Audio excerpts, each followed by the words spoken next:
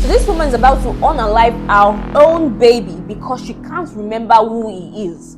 And this happens next. To this woman, her name is Adaeze. She works as a nurse in a private hospital. She and her husband Chike are expecting their first child, and their families are very happy to welcome a grandchild into the family.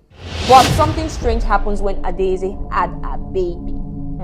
She starts acting very strange. She cooks and serves the food and starts asking who cooks the food in a very confused manner. Now, Chike thinks she's just stressed from caring for the baby, so he doesn't think much of it. But the next week, their neighbor Mrs. Okafor comes to visit with a gift for the baby, and she's talking about how beautiful they looked in their wedding just a year ago, and now they already have a child. Adaeze just keeps staring at her very confused, like she doesn't know what she's talking about though. Then comes the night that changes everything. Chike is sleeping peacefully when Adaeze suddenly jerks up from the bed and starts screaming. She's screaming so loud at Chike, asking him what he's doing on the same bed with her. She's asking who he is, asking how he entered the house. Chike is so confused. He's wondering what has come over his wife. She starts throwing anything she finds around her at him. Chike tries to calm her down, but she wasn't having it at all. It takes about 20 minutes before he's finally able to calm her down, and even then, she's still looking very terrified. This episode starts happening more frequently. Adaeze wakes up not knowing who Chike is. Sometimes she doesn't recognize their house, asking why she's in a strange house. Other times she remembers Chike but asks when they got married, as if she's lost months of her memory.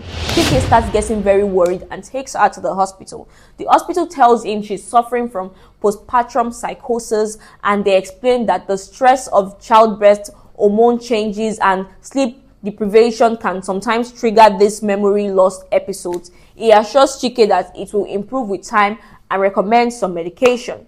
This episode doesn't stop. And now Chike's mother starts telling him that it's an attack. She tells him he needs to see some traditional healer. So Chike finds himself driving to the village with Adaeze and their baby to see this man. The healer takes one look at Adaeze and declares that jealous relatives are sent evil spirits to attack her mind. He performs ritual, give her holy water and herbs, and charges Chike 30,000 naira for his service. When they return to Port Harcourt, Chike hopes the spiritual intervention will work. But this episode, they continued more.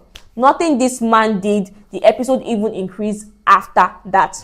Now, this is where things start to get really scary. Adaeze's mom, Mama Ada, travels down to help with the baby for a short while, but she doesn't stop blaming Chike for her daughter's condition. She tells him she was never like this when they got married. She blames it on his family. But the real problem starts when Adaeze starts forgetting baby Kelechi. Chike comes home from a quick trip to the market to find Adaeze holding the baby, looking very confused. She starts asking whose baby this is.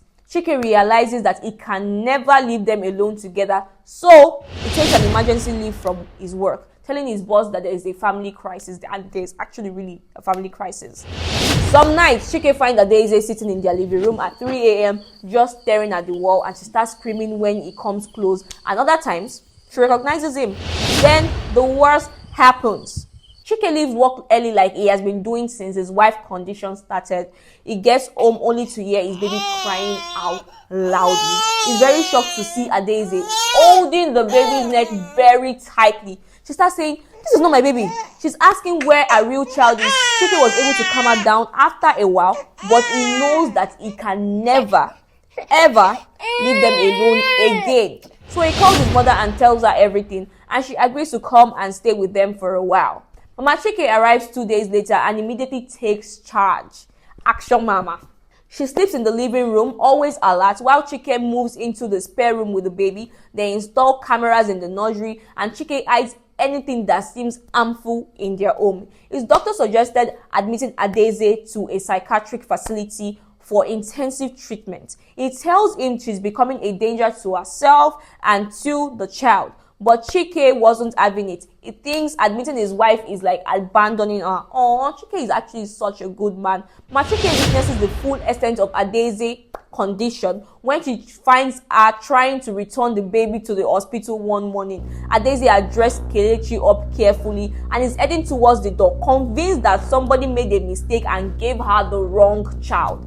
"I need to take this baby back to where I brought it from. I need to take this baby back to where it belongs and find my real son." She explains and she means what she says. Later that week, a neighbor calls to report that Adaeze is walking down the street carrying the baby, apparently lost and confused. The police bring them back home, and now the entire community knows that Chike's wife has serious mental problem.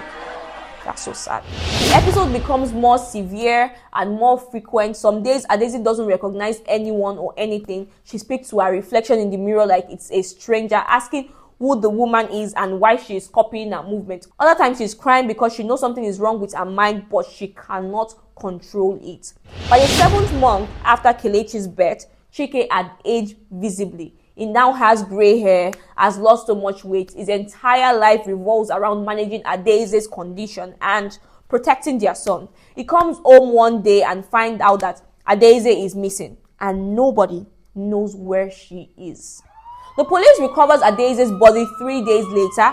A truck hit her not far from their home, and it took a while before they identified the body. Chike was devastated. His wife is dead.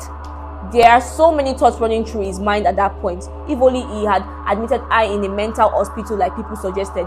Maybe they shouldn't have given birth at all. Meanwhile, during the funeral in our village, some relatives blamed Chike for not taking better care of his wife, while others whispered that the family is cursed. 6 months later, Chike had to quit his job and work as a freelance consultant so he can take care of Kelechi at home. Mama Chike has now moved in permanently, and together they are raising the boy who will never know his mother. Chike keeps Adaeze photos on his bedside table and tells Kelechi some brilliant stories about this loving woman who gave birth to him. Now, this is the lesson for today. Postpartum mental illness is real and it is serious. Don't let anyone tell you it is just village people or spiritual attack. If your wife or sister starts showing signs of memory loss, confusion, or strange behavior after giving birth, get professional help immediately. Most importantly, don't suffer in silence because of stigma. Have a great day, guys.